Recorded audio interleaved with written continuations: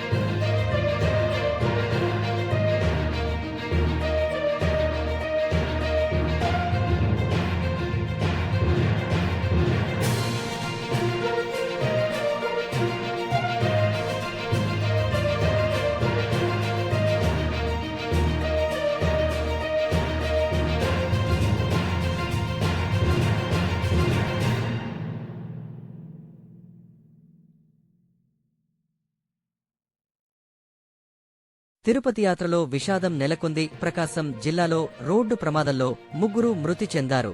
ప్రకాశం జిల్లా చాకిచెర్ల సమీపంలో శనివారం ఉదయం ఘోర రోడ్డు ప్రమాదం జరిగింది. తిరుపతి వైపు వెళ్తున్న వ్యాన్ను ఎదురుగా వచ్చిన లారీ కొట్టడంతో ఈ దుర్ఘటన చోటు చేసుకుంది.